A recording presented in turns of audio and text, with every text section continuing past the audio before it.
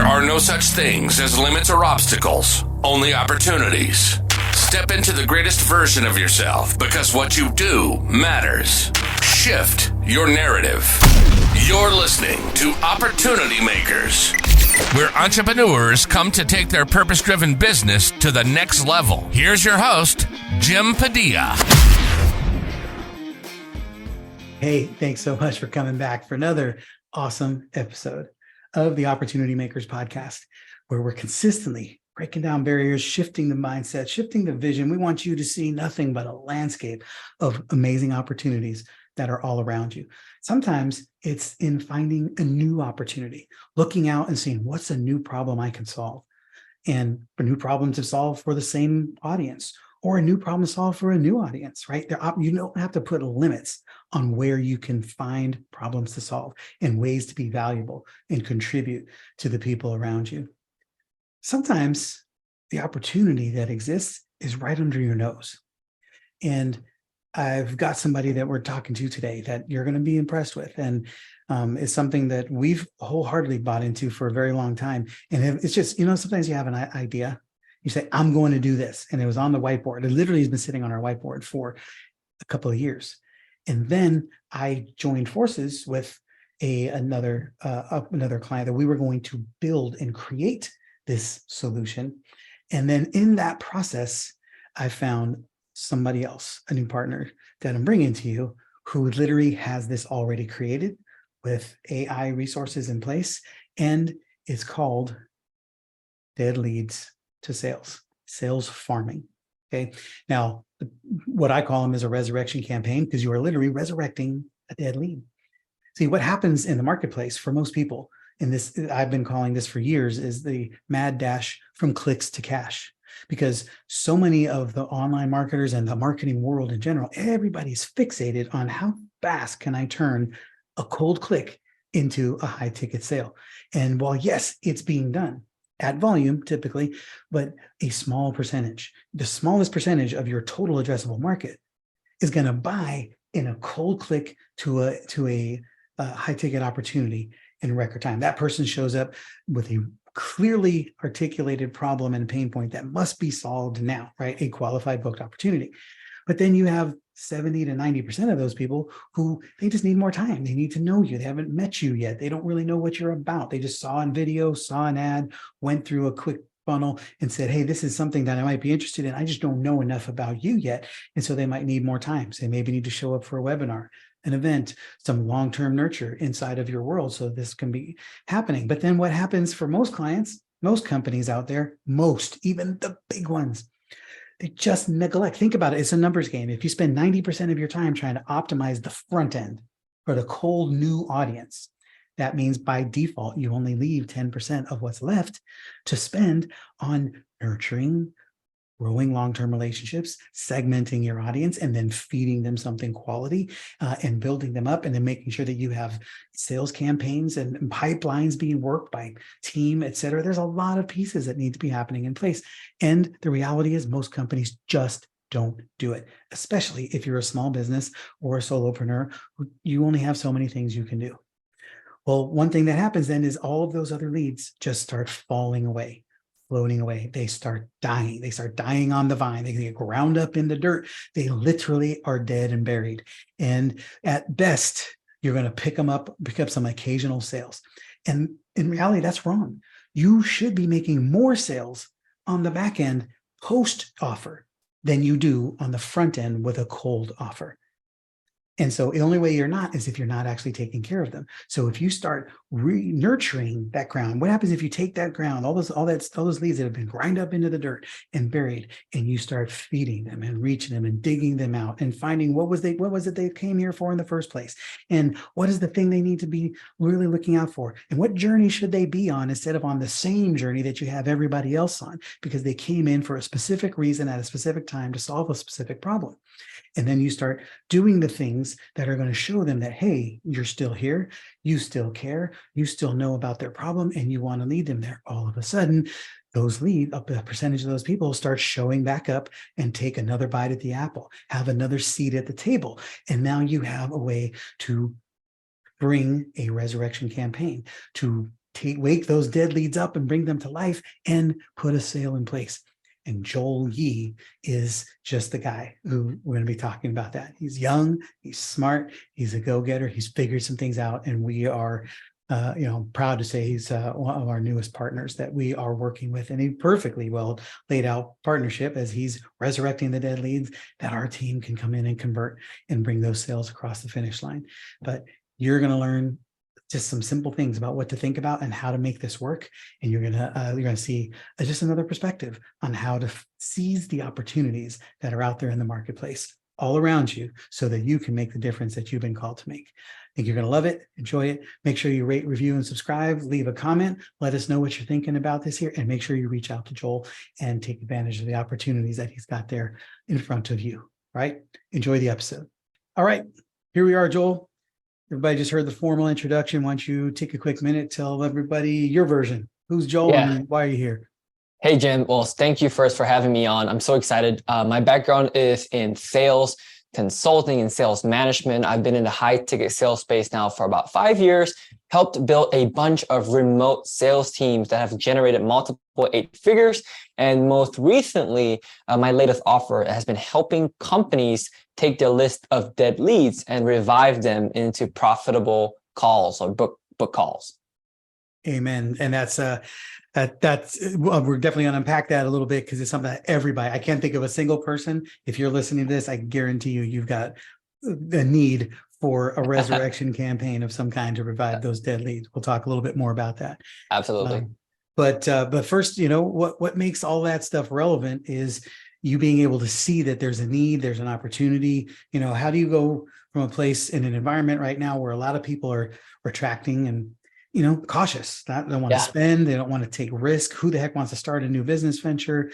Right. And you're leaning in, you jump in with both feet and said, heck yeah, we're going on offense and making this go. What drives that thought process? Yeah. So my background has been, like I said, in sales. And 5 years ago, tell a quick little story. I was a fresh graduate out of college and I commissioned as an Army officer, and it was part-time, reserve, National Guard. So I was looking for a full-time job. And the only job offer that I received at that time was a $42,000 a year job, working in an IT department in a local university. And I was very disappointed because I'm from Malaysia, so I'm actually an immigrant. So my parents in Malaysia had to borrow, hundreds of thousands of dollars to put me through school, and I had to join the military and serve, 4 or 5 years to get extra funds to complete my bachelor's degree. And I was thinking to myself, there has to be a better way. There has to be a better way than just making $40K a year, right, with all this time and money spent. So back then there was all these ads on Facebook, and I remember still to this day, right, a guy in a red suit, Asian guy by the name of Dan Locke. They're saying, hey, you can make a 6-figure income doing what he called high ticket sales in the comfort of your own home. And I was like, you know what? I'm sold. I took the money I didn't have on a credit card, paid for the course. Long story short, I actually made my first 6 figures doing phone sales using, with the skills that I learned from that program. And I got into Dan's company, and year after year, he started promoting me, giving me more opportunities. And I left Dan's company a year ago, being his head of sales then for about 3 years. And the reason why I was confident to step headfirst into starting my own business, right, exactly 12 months ago, was because of the fact that I had this skill, right? We call it a high income skill of sales. Knowing that even if I failed completely, I could still pick up the phone, call a few of my mentors or partners and be like, hey, do you need a closer? They'll be like, yep. You're in, and I can make 10, 20, 30, 40, 50K a month again. So that gives me a lot of confidence to start ventures and take risk, having a skill that I could leverage. What do you say to people who just aren't quite there? I'm old enough, you're younger than my kids are, so definitely old enough to be your father, right? And many times people say, well, because you're young, you haven't even experienced a lot of failures, so you don't even know you should be concerned about the marketplace. How do you respond to that? What do you say to people who are thinking like that? Yeah, I would say because you're young, you should be taking more risk. And because you're young, you shouldn't be afraid to fail. In fact, failure is, in my experience, failure has been the only thing that has given me significant growth in my life. Right. And there was a point in my life where I was trying to basically be perfect and do everything the right way and sort of take that perfect action But I learned quickly is that you just need imperfect action, right? And it's okay to fail because you can always get back up just because you're so young. Definitely. And I resonate with that, failure being the primary contribution towards growth in your life. What do what would you see as, like, what are the main ways that people can be leaning in to take advantage of the opportunities, the problems that they see around them, and turn them into opportunities for problem solving? When I came up with my sales farming offer, which is the whole dead leads into profits concept, it stemmed from a problem.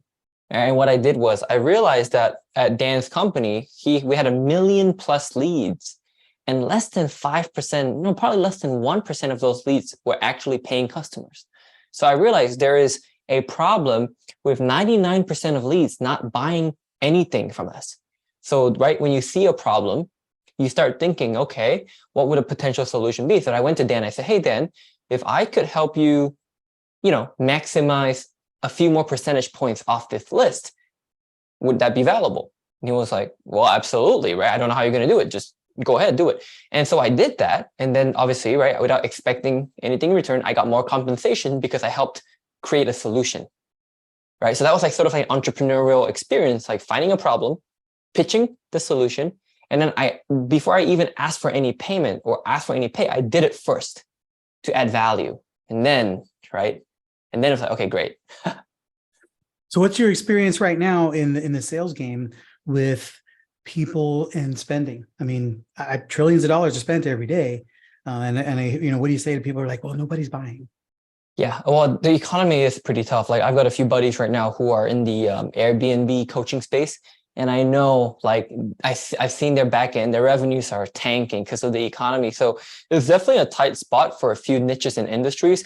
But as always, if you are great at sales, if you can help companies make money, you are even more than needed at this time in this economy, in this recession. You are like the most valuable person or thing. And therefore, I would say, right, go at it. Like keep on producing results, keep on helping because you have the skill sets to do it. And if you don't, then this is the time that you absolutely need to lean in. And you don't have to be great at sales, but you have to make sure that it is one of the tools in your tool belt. Absolutely. Well said. Right. And then, of course, companies like ours that, we focus on putting the right salespeople in place. And it's not that I'm not one of those people who thinks you need to master the experience before you can hire and train for it. Like I don't have any interest in mastering building a website. I just hire people to do it. But I do need to know what a good website looks like. And so if you understand what a good sales conversation, a good sales process looks like, then you can at least oversee it and speak into it, even if you're going to outsource it or hire for it. Amazing. So, but what are you thinking about? Like, what's the next steps? What are the opportunities you're looking for yourself for right now? Yeah. So I've been, like I said, right, the latest offer that we launched is helping companies take all their dead leads and turn them into profits. And I'm super passionate about that because, like you said, the current economy, right, the looming recession, all these things are even more important now. There's a Harvard Business Review study. I'm sure you're aware of this, Jim, but back in 2014, and I'm sure the numbers are a lot crazier now. It costs companies 5 to 25 times more money to acquire a new client than it is to retain an existing client, right? So going back to dead leads, these could be customers that bought from you years ago that stopped buying from you, right? So why spend 25 times more money trying to get a new lead when we can always maximize what we already have? So I'm super passionate about helping companies revive their dead leads now, especially in this, in this time. Yeah. And just, I obviously endorse this perspective wholeheartedly. One of the biggest challenges that I see in the marketplace is that with growing expense of ad costs to get new leads, et cetera, unless you are a superstar in that range, which very, very few people are, it's costing more to acquire clients. And, but everybody's spending all of their time trying to maximize from a cold click to a high ticket sale. And everybody's neglecting what happens after the sale, after the offer. And 90% of the people aren't buying. Or if you're doing good with cold traffic, then maybe 70% of those people. But that's an overwhelming majority of your people who aren't buying. And if you don't have a way to ensure that those people are still served going beyond the offer, you're just leaving money on the table. Yep, exactly. So what do you see as, if somebody is not at a place they don't really know, if they don't even know what the state of their current list is, what would you recommend for them? Yeah, so first I would say, look at your current email open rates, right? I'm pretty sure you're sending daily or weekly email. So look back at the past 6 months. Have the open rates been going up? Have the open rates been going up? Have your unsubscribes gone up tremendously, right? Are there fewer active contacts in your email software? If the answer is yes to all the above, right, including lowering open rates, then you probably have to learn better strategies to revive these leads. And you might want to tap into SMS, right, channels. You might want to tap into, voicemail drops, or even making calls, right? Different approaches, so different avenues of approach to hit that list of yours, which has a lot of gold. It's like a gold mine waiting to be mined. So if somebody's at a place where they definitely understand, I'm pretty sure that everybody here is smart enough to understand that this is a no-brainer. They need to do it. Maybe they can't invest a lot of money and resource into it. What guidance would you give them to start getting down that path right now? Yeah, so my YouTube video, I give literally the same strategies that we run internally for our clients. I give it all for free on my YouTube channel, and I'll summarize a few here. So like I said already, number one, look at email, look at text, and look at voicemail. Then you want to find a way to sync them up so that way it creates a very coherent messaging based on the buyer's journey. So for example, step one of every client, we always segment the leads first. Step one is always segmenting the list. So we want to know which group of people bought from this company before. Bam, step one. Step two, second list. Let's say second list would be who booked a sales call, but didn't convert. Great, awesome. Who was a no-show on these calls? Awesome. So we have all these different lists. And then every single list, which is what companies do the lazy way, which is the incorrect way, which is what we did in the past. We blasted the same message to everybody on that list. But instead, what if you took the time to craft a different copy for the guys that bought from you before? You crafted a different copy for the guys that booked the call but didn't show up, right? And you add the email and text and voicemail drops to it. I can guarantee you're going to get better response than what you have right now. That's one example. You can just implement this right today. It's just doing that. Yeah, definitely. We talk about that all the time. It's one of those things that everybody knows they should do. I don't think anybody here is going, oh my God, never heard of that before. Right. But they're not doing it. Right. They just don't do it. It's like, I know I should do it, but I'm busy over here trying to master my Facebook ads or whatever. And that's why I'm so excited about what you're doing. Cause Joel and I have been talking about, collaborating, because he's got the front end, bringing more revived leads to the table. And then we come in and convert them. So now you have literally new money, new clients, new found money that's coming into your business, and new clients that you can serve. What's the biggest failure point? What are people's biggest objections to I think you hit the nail on the head. It's not like, some people don't know. They don't think about the text and the voicemail drop sequences. They think just emails. But I think a lot of people that know about all these technology and tools is they just don't put the time into it, because they don't make it a priority, because they actually have never seen results firsthand, right? So what I mean by that is people have seen results from Facebook ads in the past, or their friends are running Facebook ads and their friends are making a lot of money, but no one has actually seen companies that do great revival of leads and never seen the results. So I think the first thing is like, it goes to the saying, right? It's like, you got to have blind faith. Sometimes you got to sometimes believe without seeing, right? And I think people should just know, like, if you believe the strategy works, okay, then how do we make that belief a reality? Okay, let's try it. Let's implement it. Let's give it 1 month. Let's not give up, right? Let's spend a few hours and a few, tens of dollars on it, and let's run it. And I think that's the first step, really, is to take that, take the step. Yeah, definitely. Experience it. So many times, all it does is it enhances that muscle inside of your brain that says, oh, I can actually do it, or it can actually work. And then the more you do it, you just get more believability behind it. Yes. But you got to start taking that action. Yes. So what's next for you? You're a young, successful entrepreneur, and you've got big things on the horizon. What is the rest of this year, and what big goals do you have in plan for like 2024? Yeah, so 2024, we actually set 2023, we set a goal to impact 100 companies, right? So 100 6 and seven-figure companies to help them grow their revenues, right? So ideally to get the 6 to the 7, to help the 7 get to the 8.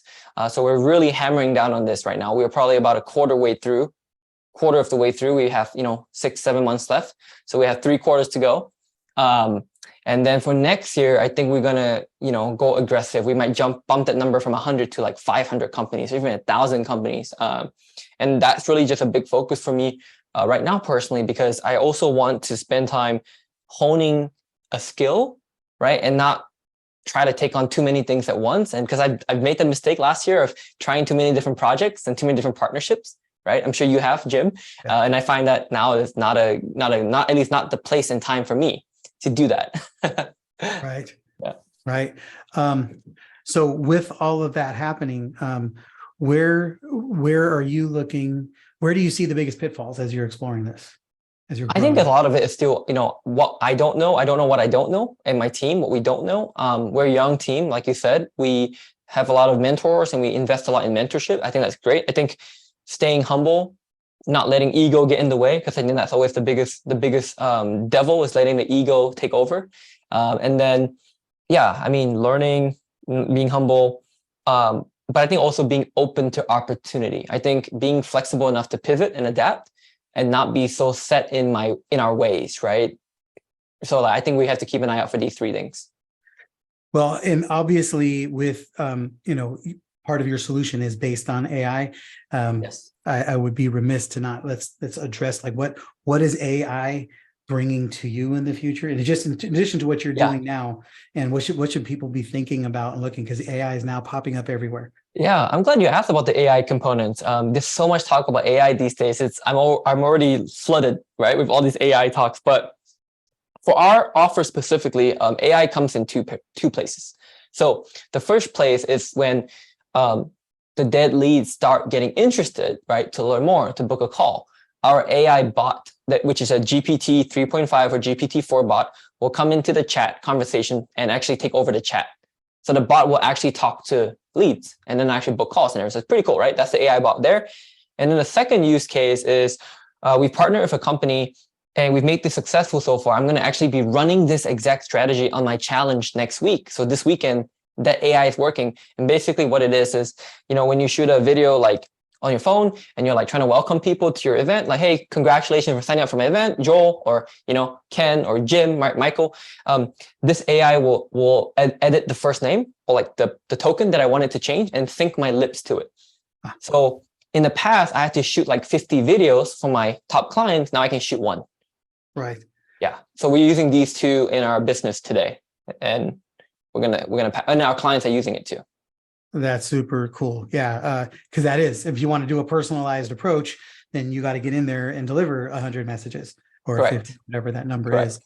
How with the insane amount of new apps that are coming on the market for AI every day right now, what is your strategy or approach to sifting through that and determining what's viable and what isn't? Well, that's a great question. I actually, I have a few decent members in board of advisors too that I love to connect you to, but I've got a few people in there that I met just a few weeks ago that are really up to date with their teams on this stuff. So I actually look at them. I look to them as my mentors, like people. I ask them questions about this app and that thing.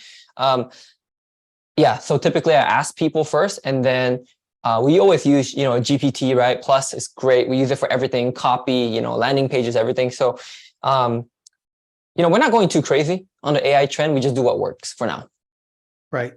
So yeah, that's something I got to give engagement to a lot of people, because I talk to my clients all the time. They're like, I got this app and this person said this. I know, but do you need that? It's like, It's cool. You can have it, but is that something that is what is the present problem you're trying to solve? Right. And does that solution make sense? Correct. Yeah. Right. Well said. And the things that you're creating, the solutions you've created with AI, are they things that you already knew how to do and AI is helping you do it better, or is it doing something you couldn't do? Yeah. So it's really, so far, the use cases for the two things I mentioned are both things that we would have done manually back in the day. And now it's all thanks to AI. It's now a lot faster, right? So with the whole messaging bot, well, back in the day, I had to use my setters to do that. Right. Now we don't need my setters. So it's great. Same thing with the videos. I got to shoot the videos myself. Now I can shoot it once. So yeah. Yeah, same thing. We'll work with offers. Obviously we can create offers, and sometimes it takes us days or weeks to create those offers. Now we could create them in 20 or 30 minutes. Oh, amazing. ChatGPT, right? That's crazy. That's really but fast. It's something we already know how to do. We're just, right. So we know the right prompts, the right questions. We know what's a good outcome. We know what isn't. And so we can guide the process. So that's the only thing. My caution would be, don't jump into an AI platform for something to solve a problem that you're not proficient in. Right. Still need guidance and input on it. Yeah. Wise words. Those are definitely very wise words. So talk about this challenge that you have coming up. And I know by the time this comes out, that particular challenge won't be in place, but I don't think this is the first time you've done it. And so how can people engage with you? Yeah, so the challenge is a free challenge, and that's a bold promise. It's a 5-day challenge. It's only 2 hours a day. It's nothing crazy, because I know that business owners are busy people. So think of it as 90 minutes, 2 hours a day. So roughly 7 to 10 hours that week. By the end of that week, the bold promise is that you would have booked at least 10 sales calls for your offer, or even better, close a deal by the end of the challenge. So that challenge, I go into how to set up a farming campaign, how to work the software, how do you do sales call, right? How do you get them to show up? It's really the entire process. We distill it into 5 days, and it's a free challenge. That's very cool. What about the software? Do you get free access to the software? They get 14-day free trial on that as well. Got it. Well, that's pretty cool, because you got to prove it getting a result before the paid kicks in. So that's you got to get them a result before 14 days. Exactly, right? Exactly. Awesome. All right. So Joel, in your infinite wisdom and with all of the experience you've gained and the volume of activity you've done, what's the biggest piece of encouragement and guidance you can put in front of people who are right now really just on that fence? Do I spend money? Do I not? Do I start a business? Do I not? How do I navigate this economy right now? Yeah, I think I made a big mistake in my business about 2 months ago, where we overhired and I took on too many consultants, right, to help us with different things. So what happened was we weren't watching our cash. So we burned through, multiple 5 figures, almost 6 figures of cash, just like that. Right. So I'd say the first advice I give from my own mistake is I think cash is super important right now. I think you should hold on to cash, which is because you never know when you will need cash. My team and I, we've switched to using more of credit now, which is fine, right? Because we can use it for moments when like this, where it makes sense. 0% APR interest credit cards are always great for moments like that. But in terms of investing or not, I will say you still have to make your due diligence. I think from one perspective, you can't be too afraid to take risks, because if you never take risks, you're never going to grow. At the same time, don't take, a casino type risk, right? A gambling risk. I think as long as you do your due diligence, you should be good. Yeah. Very wise words. Good stuff. So where to people go to find you and connect with you and get involved in your challenge or anything else you have going on? Yeah. So I'm pretty big on Instagram, big and active. It's at official Joel Yee. I'm sure it'll be in the show notes as well. And also you can always come to my website, joelyee.com, and you can see all of my contact information there as well. Excellent. So yes, everything will be in the show notes. So you have access there. And if you go there to sign up for the challenge, the one that's probably being spoken about right now won't be there, but you can probably get on a wait list or sign up for the next one, because I know he's doing them regularly. And this is a really awesome opportunity to see how to take a risk-free foray into how this technology can work and how it can really change the game for you. So I highly recommend that you do. And when you do, make sure you let Joel know that you came from the Opportunity Makers podcast and let us know how it goes. We want to know how you're doing and how it works for you. So thanks as always for trusting us to be part of your success team. Go check out Joel Yee. He's a good guy with a great brain and a lot of good things going on. So jump in. You can't get involved with too many great people. Thank you, Jim. Too kind. I appreciate your time. You got it. Thanks. Thanks for joining us on this week's episode of Opportunity Makers. Head on over to gaintheedgenow.com to connect with Jim and his team. And remember, there's no such thing as limits or obstacles, only opportunities.